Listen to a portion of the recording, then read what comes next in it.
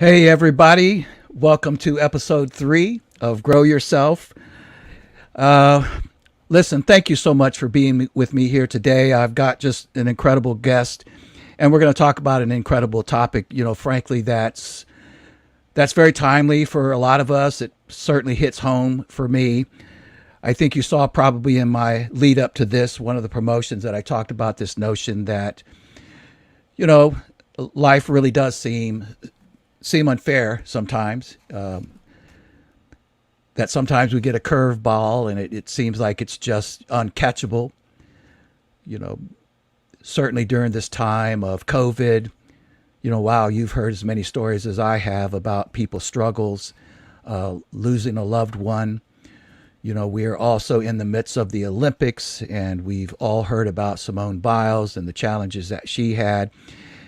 And so, we're going to talk about this. And the central question in my mind around the topic of whether it be adversity or resilience or mental toughness or just the idea of dealing with difficult situations, it always comes down to the how.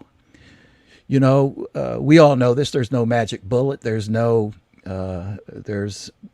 sometimes you just have to endure certain adversities. But there's probably a way to take an adverse situation, and I think most of you people that know me know I wrote a book called The Gap Between Two Worlds, and it's similarly about how you make a change and transition and grow from it. But my guest has a really, really cool book. I've had a chance to read it, and it's really got some amazing ideas in it. Some of it's going to really, really, really resonate with you. But before I introduce you, let me just say something to you a little bit here, because it's going to hit a lot of us very personal, and it certainly does. I know that many of you who might be watching know that my father passed in April, and as much as we think we are ready to lose a loved one, it's amazing how it still, I guess you could say, catches you off guard. But one of the things I notice is that the grieving process is not what you think it will be necessarily. And that doesn't mean that it's something you can't overcome. But I just noticed a whole host of feelings and things that occurred to me since my father's died. And more recently, I think many of you, again, if you are friends with me on Facebook here, you know that my wife's mother passed away just a few days ago. She died at a healthy age of 94. I think we can say that she died peacefully in her sleep. But I will tell you that for many years, I really struggled and lamented this day because I knew how it would impact Jane, who was so very close to her mother. They had a relationship. I mean, I wouldn't say that it's unique. Many people have really wonderful relationships with their parents. But with her mother, she was the only daughter of 5 kids. And even in recent years, they spoke literally every day. And her mother was just this incredible person. It's an incredible person that, beyond being your mother that you love, it creates a huge gap because she was a mentor to Jane. I'll be honest with you, she was a mentor to me. I loved her dearly. But especially leading up to this program here, Jane and I have talked many times over, and certainly given the subject matter, although it was very difficult for Jane to talk about, she opened up about a few things, and she was frankly amazed with some of the things that we talked about and what I told her relative to the book that my guest wrote, his most recent book. And one of the steps that he's going to introduce you to when it comes to overcoming adversity, or not just overcoming adversity, but turning your adversity into a superpower. He says in one of the steps, and he'll tell you much more about this, that you have to create a new life song. And I'll tell you, I mean, literally, I have goosebumps going up the back of my neck now just having heard that. But also in real time, listening to Jane, even before she was aware of this step and this book. I heard her from day one. Her mother passed away about a week ago. From day one, she said, Kevin, I wished I could just skip this part. The funeral is on Saturday. I just don't want to do this. And then she spoke to another person who had lost their mother recently. And he told her, he said, Jane, you have to go through this.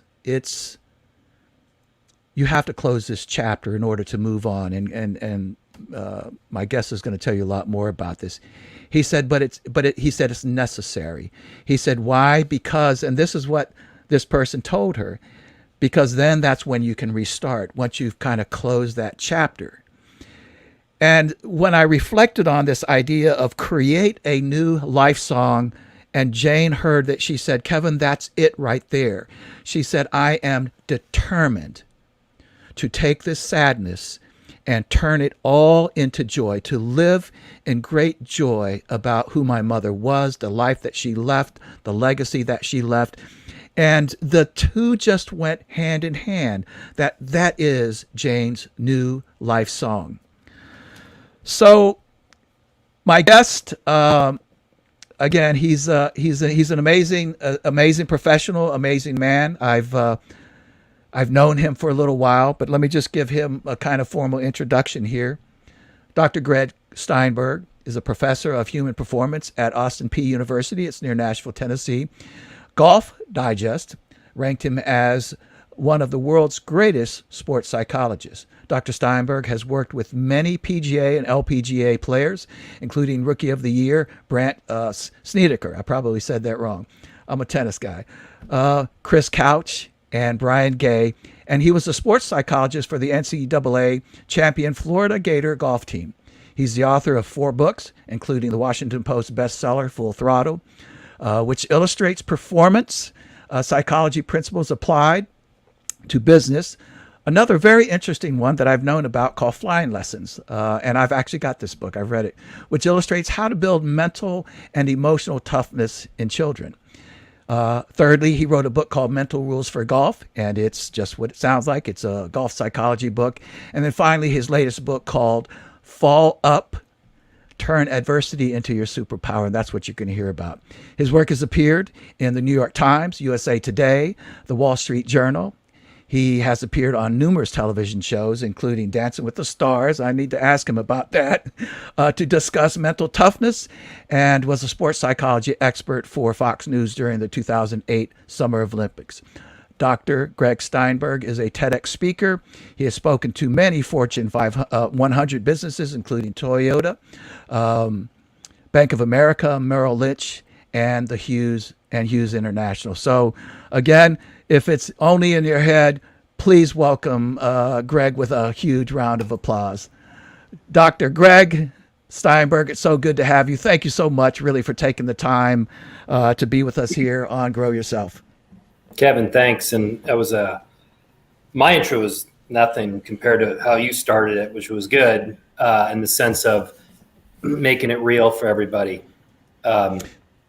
Because everybody has tragedy and loss, and everybody's been hit hard, especially with COVID-19.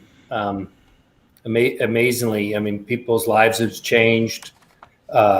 We've seen a lot of death. We've seen a lot of pain. So tragedy hit pretty hard for all of us. And I think the secret is, even though tragedy is the human condition, like you mentioned, how can we not only accept it, but really make it an advantage, to turn it, like you said, like my subtitle, into a superpower. But really, to harness the energy from it and become a better person. Greg, when I first read it and read the title, I see these titles, World About, and when it said turn your adversity into your superpower, I mean, I know you, so I knew it was going to be right, but I kind of go, okay. But then after reading it, and particularly hearing some of the and after listening to your TEDx and hearing what you said about it, I was like, you know what? That actually nailed it. It's not sort of this over-the-top idea, but that but in the way that you describe it, it actually can be your superpower, the adversity, what comes out of that. Well, the superpower in the sense of it's an enlightenment, which allows you to become the person you're meant to be. That's ultimately your superpower, right? The superpower of awareness and then moving in the direction you were meant to be. That's everyone's superpower. Some people have tapped into it, the fortunate ones. Some people haven't tapped into it yet. And hopefully the show tonight will help people tap into the superpower. So if I may, let me just ask you, what prompted you to write this book and the concept of fall up. I recently read a book probably a year ago called Falling Forward. It was really more of a religious book. I think Richard, can't think of his name right now. I think he's a priest or something like this. And it had a similar idea, but fall up has a really interesting connotation. Tell us about why you wrote this book. Well, our friend, actually, David Metter, who is a national blind golf champion, you know him as well as I do. And well, let's tell the folks listening is that Kevin and I used to go to the National Speakers Association in Nashville. That's how we met. And David was there. And we got to be really good friends. And he used to come to my sports psychology class every semester. And he would tell my class how a blind man plays golf, of course, and everybody's interested in how a blind man can play golf. And you have a coach. And hit 3 holes in 1, by the way, in his lifetime. Well, I played him. He's really good. He's beat me a bunch of times. Oh, I didn't know. Yeah, he's really good. And he also used to tell my class that, he had the accident at 18. He was coming over the hill and he bashed into the windshield, and he was, he wasn't driving, but he was, in the passenger seat, and his head bashed into the windshield. And when he woke up, the doctor said, "David, you severed your ocular nerve. You'll be blind for the rest of your life." And he said, before the accident, I wasn't really caring. I was selfish. I wasn't engaged in life. But after the accident, it really changed me to the core. I became a much more engaged person, a much more caring person, a much more person who was, about the moment. And so what David Metter really told me and showed me was that he just didn't accept this tragic moment. He transcended, right? And he also used to tell my class that he was the only man in America who could walk through Home Depot and never see anything he wants. So that was a joke, but I used to tell that joke all the time. So I had to throw that in there. But David Metter showed me so much, and if we go back to the Kubler-Ross stages of loss, she's the famous woman who it was in the late 60s. She interviewed people who were dying and they're going through this grief, like you mentioned earlier. And they went through these stages: anger, denial, depression, bargaining. And the last stage was acceptance. Well, David showed me that he didn't accept his loss. He transcended. Wow. And so I wanted to understand how people could do this. And so I interviewed people who said they had turned their tragedy into transcendence. That's interesting. Like a woman who lost a husband and a daughter in a Mumbai terrorist attack. And she said it was terribly painful, but she said after the pain, she became a better person because she started a charity for peace in the Middle East. I interviewed actually a former student who was an addict who overcame his addiction to start a charity to help other addicts. And I interviewed must be around 40 people. And what I discovered to my amazement is that they went through the same stages, like literally in the same order, which to me was crazy, because what was really cool was I interviewed people. I didn't really have that goal, of finding stages. I wanted to find out what like how they turned their tragedy to transcendence, like what they did, And so I interviewed like 15, 20 people. And then all of a sudden I kind of reflected upon the interviews. And I said, these people are going through these stages in the same order. So I put it away for like 6 months. And I said, I'm going to interview them, and ask different questions now, but similar, just to see if this is true.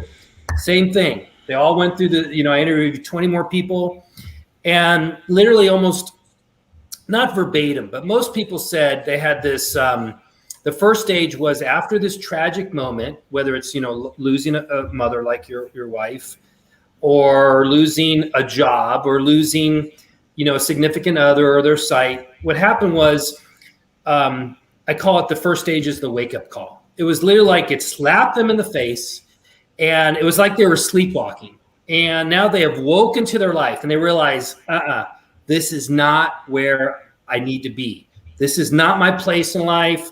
This is not my path.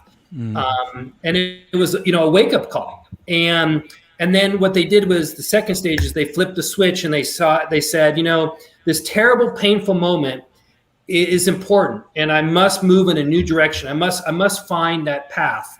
And so they get out of their comfort zone, and they get into a new path. And because they're out of their comfort zone, what I call the third stage is they release their genius, which is they find strengths and talents they never knew existed. And because of that, they can, like you said earlier, the fourth stage is they hear their life song, which is so beautiful.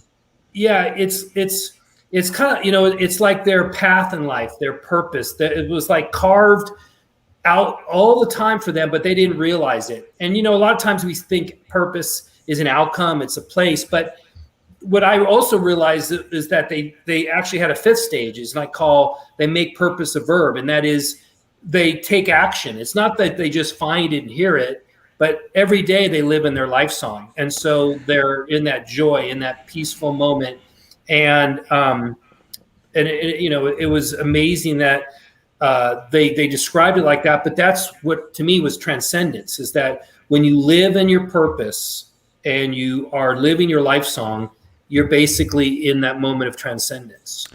Wow. I mean, as you're going through this, I have 1,000 questions, and I forgot 999 of them, but so first of all, let me ask, so what is it, I guess you could say psychologically or emotionally or whatever, that's happening that sort of causes this to happen? What they all went through the same stages. I mean, what is it about adversity or loss or whatever that causes a person to end up transcending, the adversity, if you will? Yeah, I get that question every time. So that's like the mainstay question I get. And my answer is I'm not quite sure.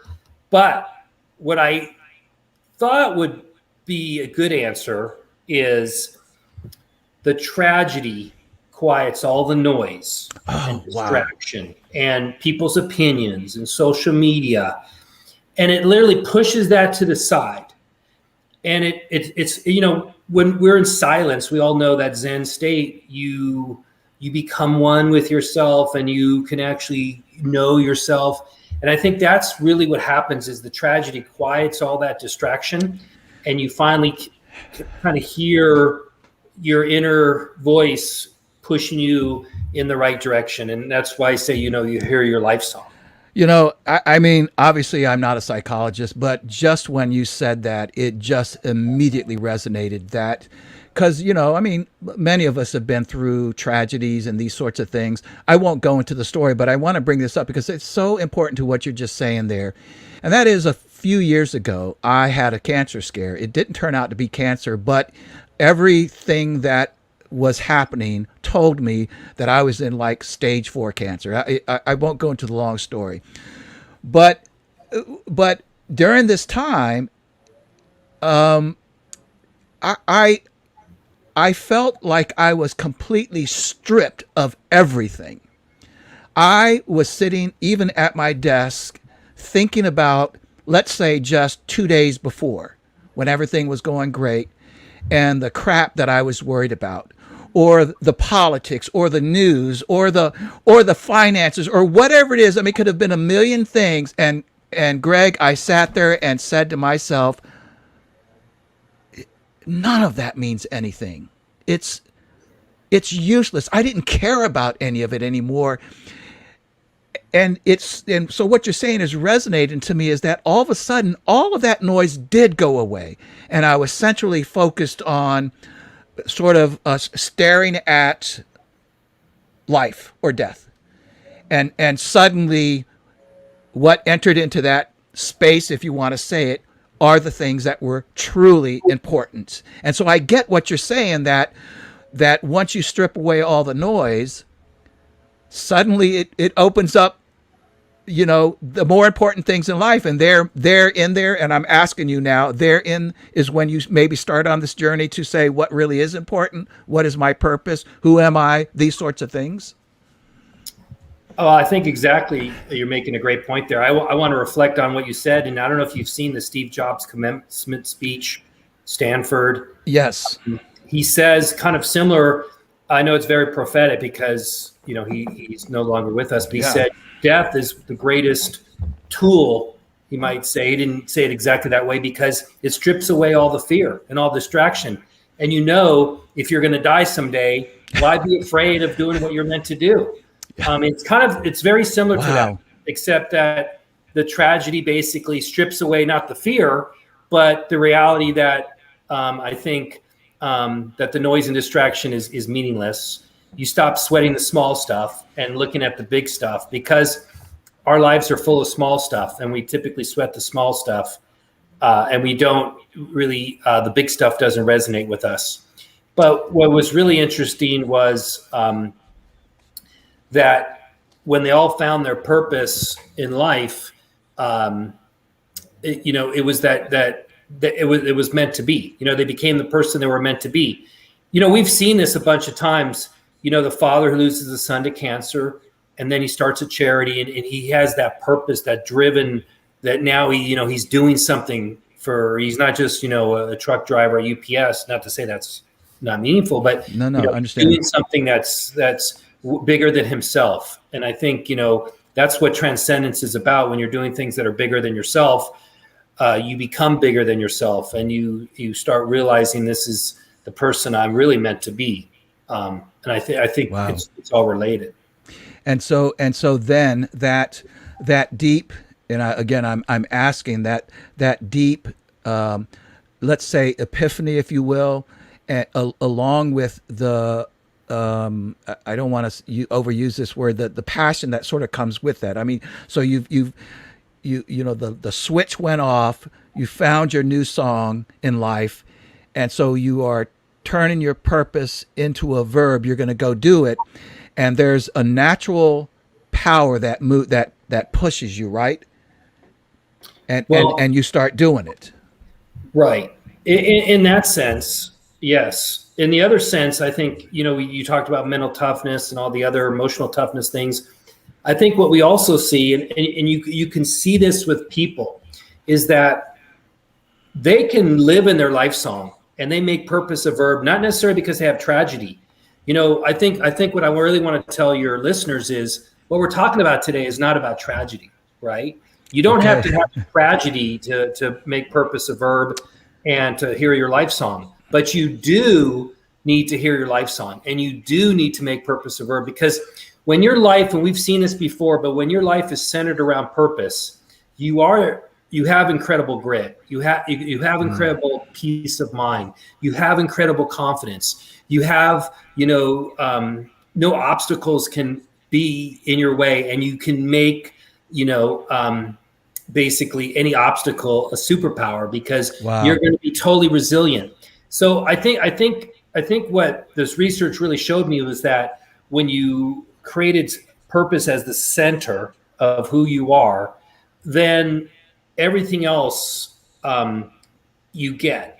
Not only do you get the mental toughness, emotional toughness, but you become the person you're meant to be, because none of that stuff's going to matter. You're going to go right down that path regardless. And that's why, I said adversity is your superpower, but the idea is that, that when that adversity creates this feeling of creating this purpose-driven life, then you are in that superpower feeling. Wow. I'm thinking about this movie Hacksaw Ridge. Did you see it? No, I didn't see it. You got to see it, especially after writing this book. So it's basically about this guy in World War II who got drafted into the Army, but he was, I think, a Seventh-day Adventist. And so they do not believe in violence or war or carrying a gun. But especially given the times that was happening there, he did want to serve, but he made it conditional that he was not going to carry a weapon. And of course, he was forced to go in. He went into boot camp, and everybody was laughing at him, bullying him, just calling him names. I mean, the entire hierarchy thought that this guy is just a coward, is what it comes down to, and all these other sorts of things. So, to make a long story short, he stayed with it, and everybody hated him. Nobody wanted him to be a part of their team. I mean, here's a guy who won't even carry a freaking gun, and we're fighting an enemy, a world, the Nazis and all these kinds of things.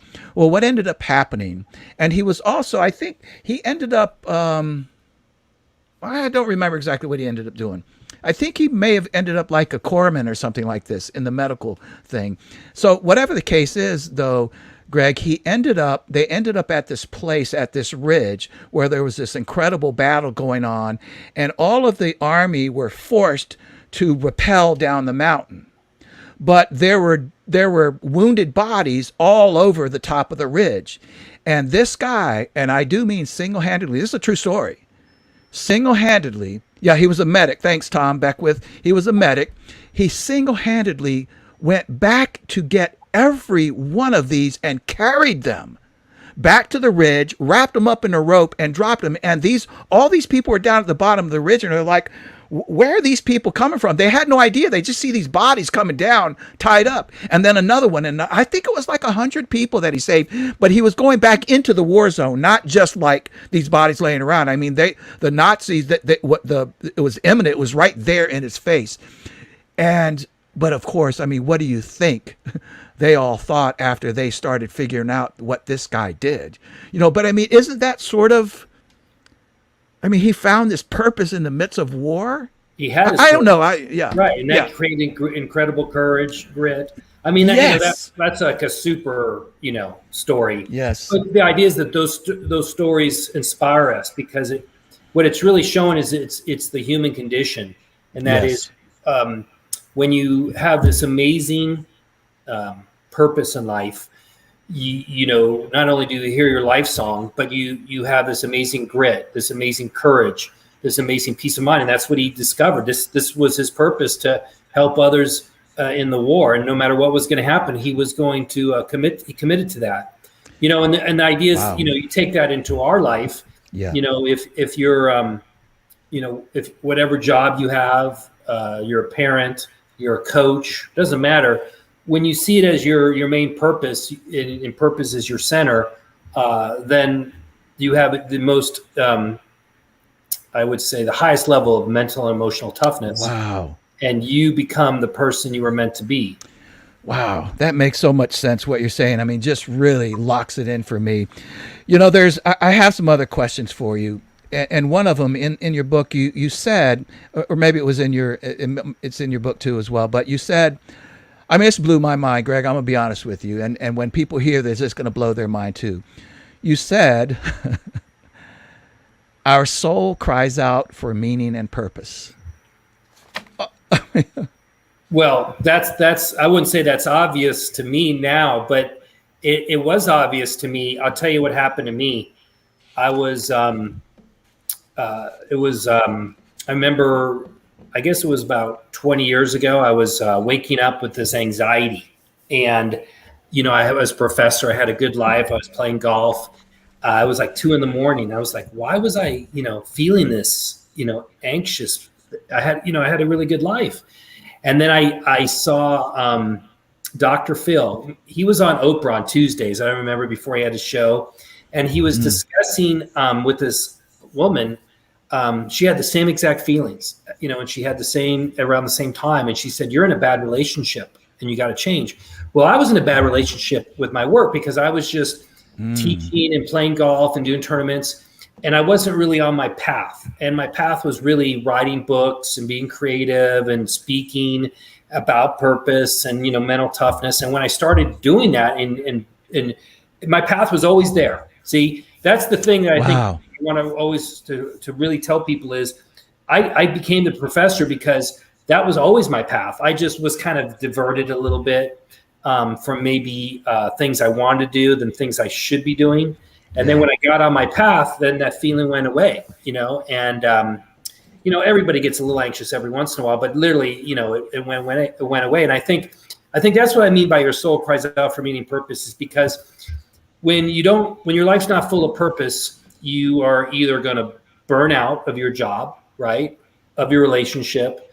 You're going to maybe go on a binge, drink, go, maybe that, people call that the midlife crisis, the midlife crisis is all the reason because they don't have purpose in their life. So they have to maybe leave their wife or husband, or they find a new job. But if your purpose, do something. Yeah. Yeah. If your purpose doesn't go with you, you're never going to be there. You're never going to be that person. So the idea is, don't change your life, change who you are in the path to find your purpose. And so what I'm saying is your physiology will find you out. If you're not aligned with your purpose, your physiology will find you out. You'll burn out. You'll turn to drugs or alcohol. You'll do things that you're not meant to do because your soul cries out for what you're supposed to do. Oh, that's so powerful. So let me ask, and I don't want to get ahead of this conversation, but I'm dying to ask. So what about people, who, I mean, we all deal with adversity, but who don't necessarily have that sort of significant emotional event, that big crisis in their life that causes that shift. How do they discover, their purpose? That's the $1 million question, of course. That's the question we all seek. I don't know if I have an answer for everybody. I have a tentative answer. I have an answer that I give. But I'll just tell you something that I tell my class. I tell my students every semester, every class. Is this your happiness class? Doesn't matter. It's happiness, sports, psych. So whatever it is, okay. Whatever, I say, what's your number one reason in college to be here? What's your number one reason? And they all will say they get a job. No. To make money. No. To learn more. No. Your number one reason is so that when you're 40, you have a kick-ass life. All you're doing is you're setting yourself up so that when you're 40, you're like, my life is great. And what I mean by that is your life's only going to be great is if you don't have a career, but you have a calling. And your calling is really that path that I'm talking about. And your goal in college, your goal in life is always to find that. It's really hard. You can do things like in college, do internships. You can, talk to a lot of people. You got to take out all the noise and distraction. Remember, I was just thinking that. Yeah. Yeah. You got to take away the, what your parents are saying, the dogma, as Steve Jobs would say. You basically got to listen to yourself, the wake up call. And when you hear it, it. It just feels so right. And I think that's one of the best answers I could give you is that, we talk about intuition. Everybody has intuition, right? Some people say, I have great intuition, but everybody has it. And what I mean by that is, when you're on that date, that's the right person, that's the wrong person. You might take you a couple dates, but you knew it, or the job, or, if you're a student, it's might take you a couple classes, the major. But if you listen and you block out all the dogma and the distraction and the social media and how much you're making and the cars you could have, you take all that distraction away and you just kind of listen and you open up to who you should be. That's when you will hopefully find your purpose. Okay, I see where you're going, and I just personally think that's spot on. It's part of really almost the mantra of this podcast to grow yourself from the inside out. And all of the things that you just said apply to what we're talking about. For instance, if in your life, for instance, all you're doing is partying, there's no room to contemplate anything, really. I mean, it's too noisy, it's too busy, it's too haphazard, but let me stop you there. Please. Why you're partying? Because it's too painful to find your purpose. You're just distracting yourself. And that's why people go play golf or tennis. I'm not saying that those are bad things, because I play golf and Right. tennis. But if Right. if you're doing that to distract you and just have the hedonistic life, your soul will cry out, and eventually it'll find you. Like, you can't run from it. You'll party and be an alcoholic, and you'll just block out all the noise, because you can't like face life anymore. Yes. You'll be burnt out. You'll be miserable, but your physiology will find you out if you're not Very looking interesting. at your purpose. And that's why it's so important. That's why I tell the college students, that's your number one goal. There's nothing else even close to being as important as finding that path. It's there for you. It's one of the hardest things to do in life, but that's what you need to do, because then when you're 40, you're going to have a kick-ass life, because you can imagine when you're 40 and you don't like your job, that's Yes. like torture, and that's like being in prison. But Yes. if you get up on, everyone, a lot of these motivation speakers will tell you, oh, thank God it's Monday. But, how do you do that? There's only one way to do that, is because if that's your calling, you're like, you do it. It's like, think about like a Nick Saban, who's the coach of the University of Alabama football team. He's got more money than he possibly needs in his life, right? That guy gets up every day because he's so excited for the next season. That's a great example to say money has no bearing on his life. It's not about winning football, which it's somewhat about that, but it's about, helping the players become who they're supposed to be. The competition, all that. But that's his purpose, and he discovered it at a young age. And that's why he's so successful and so happy. Yes, man. I love what you're saying here. And so partying is one of them. The other one that I would submit is working a workaholic. Same concept, right? They're working to, maybe let's not say maybe in the case of Saban, because everybody doesn't fit into this. But for instance, I knew a guy. I haven't seen him in a long time, but for at least 15 years, I would see him about once a year. Didn't live too far from me. And, I might see him at a store or wherever, and I would say, I'll just make up his name, Joe. I say, hey, Joe, man, how you doing? And every single time, Greg, he would complain just amazingly about how much he hated his job. For 15 years, he said the same thing over. And actually, if it was 15 years, he'd already been with the company for 20 years. And I remember one year, I don't remember exactly what I said, but it was something to the effect of, I don't want to hear it. Why are you doing this? And it goes back to your point, I think, that, in this case, it's not party and it's not being the workaholic, but perhaps, I'm just going to guess, it's fear. Fear of something, fear that he's not going to find something, that, fear of not being able to have money. I don't know what the fear was, but I really believed, how can anybody work and hate the job at the level he did? Listen, there's a lot of people who don't like their job. Okay, that's fine. I've been in jobs that I didn't like too. But no, this was like, that's all they could talk about. Yeah, and sometimes you get stuck in that job and you have a mortgage and you have 3 kids at college. So, sometimes that can happen. Fair. But you're right. Is the fear of change and the tragedy quiets all that noise, and you'll be like, this, I got to leave this. I can't.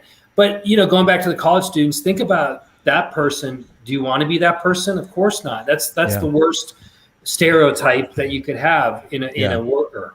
The greatest one is that work is joy.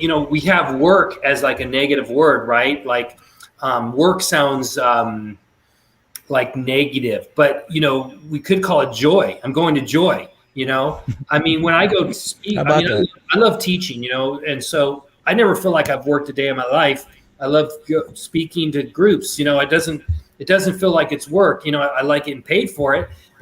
So it's kind of it's a job. But the idea is that when you're in the right track, it. And just I got lucky. I liked psychology. But I tell you what happened to me. The first day of college, I was like, this is awesome. I want to be a professor. I always want to be in college. So it kind of like hit me, and I got lucky. So not everybody's that lucky, and I understand that. But at the same time, you create your own luck, and you have to make it a total effort to find that path. that is always, Joseph Campbell, who wrote a bunch of books. So I was on PBS, and he basically, was kind of a spiritual guru. He said that path has always been there for you. It's carved out.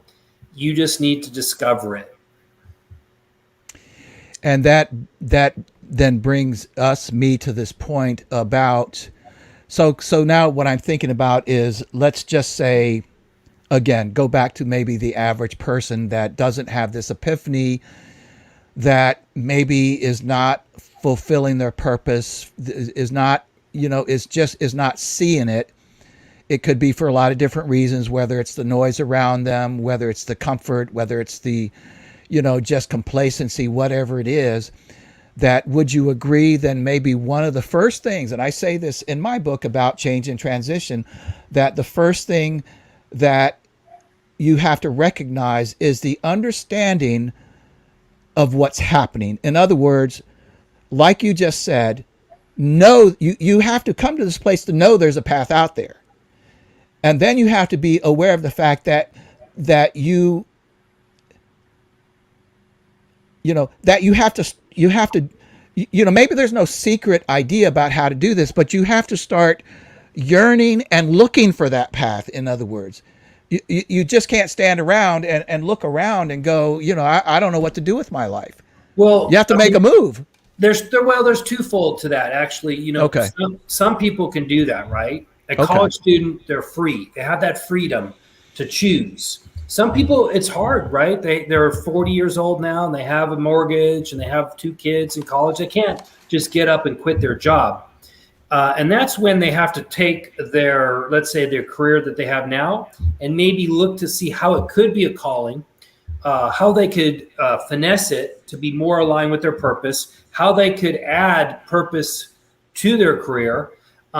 Also, how they could, make purpose a verb every day. I tell a story where I was actually coaching this guy named Lieutenant Dansfield, and he was a financial advisor. And we're talking about it. He was burnt out. The market goes up and down. And I said, tell me a time when you were truly inspired. And he said, well, you didn't know about me, but I used to be, his name was Mark Dansfield, but he said, I used to be Lieutenant Dansfield. I was a medic in Afghanistan.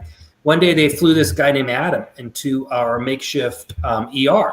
Well, Adam was a lookout with his, troop, and they got ambushed in a small village, and he drove the Humvee down, got out, like you said, kind of in your story about the ridge, got people back into the Humvee, but he got riddled with bullets. And when they flew him to our ER, he said there was no way a guy like with this much courage is going to lose his life.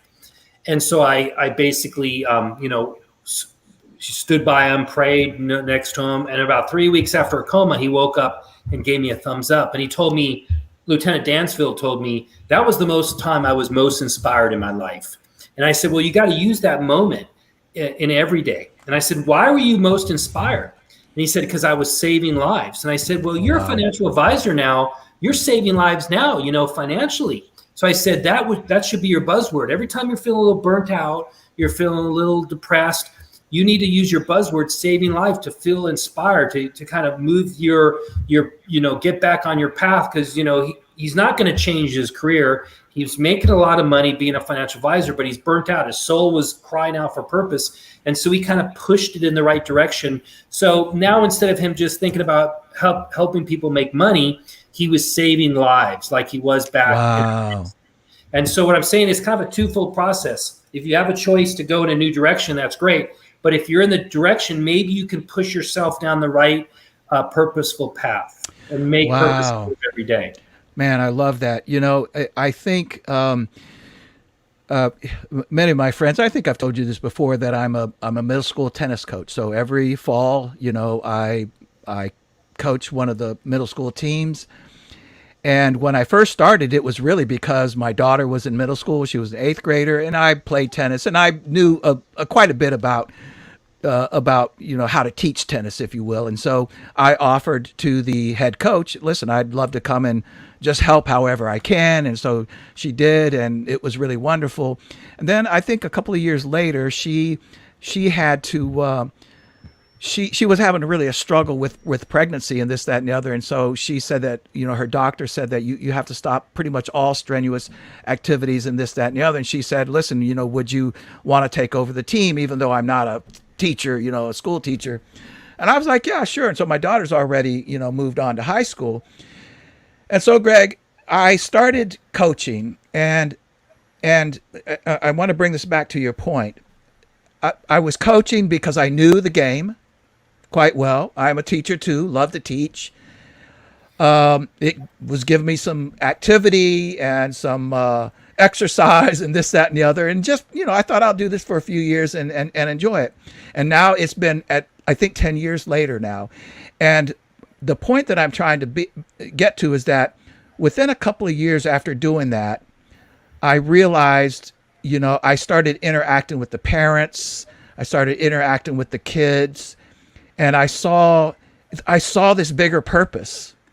I saw the thing that really got my attention, Greg, that shifted my thinking about coaching was that in tennis, as you well know, the same for golf or maybe anything else, but in tennis, of course, when the two players switch sides, they get to sit for about a minute and a half, and the coach can go over there and talk to their player.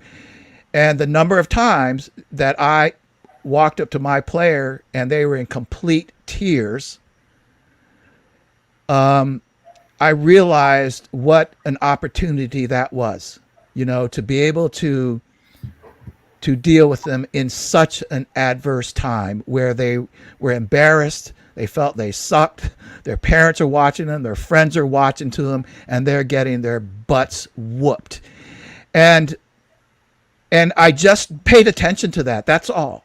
I didn't have any magic words for them. I would just say something like, man, it sucks right now, doesn't it? And they would just tears pour. They say, yeah, it sucks really bad. I said, man, I sucked one time too. And then they'd laugh. And the parents would come up to me after the end of a match or even the end of the season. And they'll say, wow, I mean, I'm not trying to boast about the situation, but to say, to your point, that I went there to instruct tennis. I like tennis and it's exercise, and then saw this bigger thing happening out there. The opportunity and that's why you're still doing it. That's exactly right. And that's what I'm saying. When purpose is the center of your universe, you have amazing commitment, courage, peace of mind. I also want to say that could be your next book. My first book was so painful, you talking about PTSD, man, just to hear you say that, I start to freak out, but, I hear you. There are many stories to tell about this. So let me kind of go, it looks to sound like I'm going backwards, but I'm really not, because I want to attend to and ask you again. I'm going to put it up on the screen here so everybody can see it. I just want you, and I know you've been speaking about this, of course, but I want to just ask you about the title, Fall Up.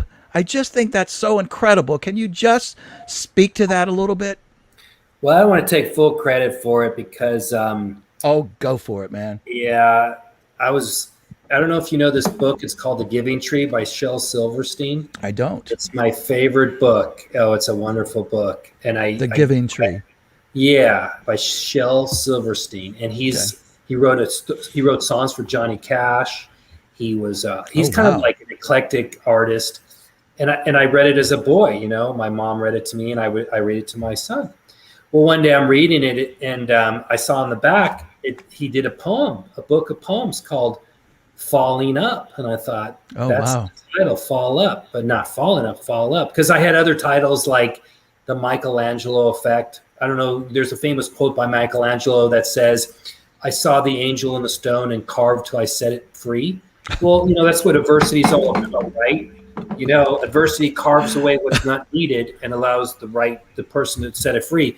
Well, when I did some market research on that title, people thought, well, it might be an art title. It's kind of, I love the title, but people might not get it, even though, it's called it was going to be called The Michelangelo Effect. Yeah. So when I got to Fall Up, everybody else really liked it. And then I designed the cover.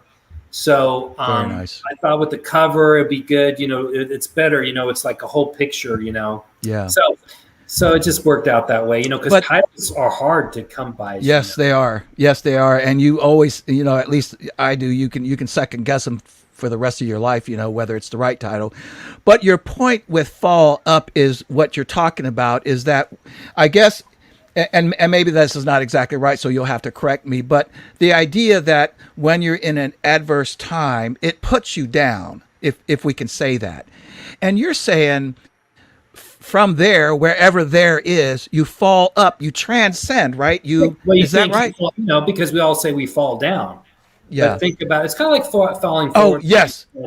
But Got instead, in forward, you're falling up as forward could mean like you're getting better or, but falling up is actually you're transcending, like you're actually becoming the person you're meant to be. The third title I actually had was Transcendability. That was the skill of when you go through those stages. I say these people have then attained transcendability, but I call it transcendability because anybody can attain that skill. And then again, people said, well, it sounds too spiritual. Yeah, I made that term up, transcend-ability. It's transcend-ability. And they thought, so again, I did market research. And again, I like that title. That was probably my favorite title. But then most people like fall up better, so I went with that. I have to kind of listen to the crowd. Sure. Titles, but the skill of taking this terrible thing that happened to you, having the wake up call, moving in the right direction, hearing your life song, and then making purpose a verb. To me, is what I coined in the book. It's called transcendability. It's the idea that you're transcending, but it's a skill that you've acquired, but anybody can acquire. So that's really, really good. So the idea there, sort of back to what I was asking about earlier. Now this makes more sense. Is that when I was talking about to understand that in adverse times, either beforehand or during, to understand that it is possible to transcend it. And so that's, I wouldn't say step one. I mean, you've carved out the step, but to certainly understand that your life doesn't have to come crashing down around you, right? And it doesn't just have to be okay. You're saying fall up, transcend this, see it, and make something happen. Well, how do you make adversity a superpower? Is realize that adversity is your superpower. Oh, wow. And once you realize that, then you transcend and you have transcendability.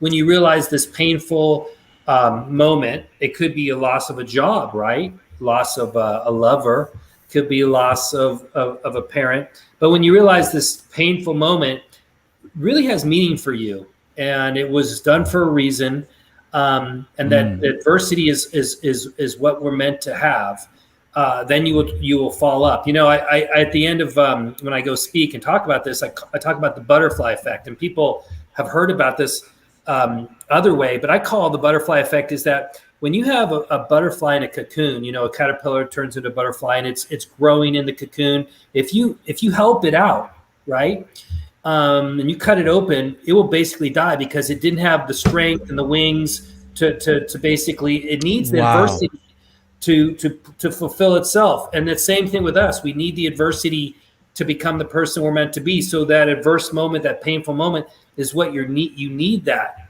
to move in the direction you're meant to be. Wow. I mean, you're not saying this, but you're almost saying that in some odd, weird way that you embrace the adversity, the pain, the loss. I mean, that recognizing, it's called mindset, right? You could look at it like this is terrible and like your friend and complain every day.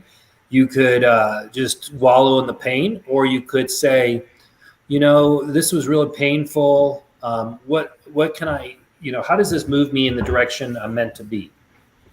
Man, this is so timely because, again, I'll just go back to the conversations that Jane and I had and her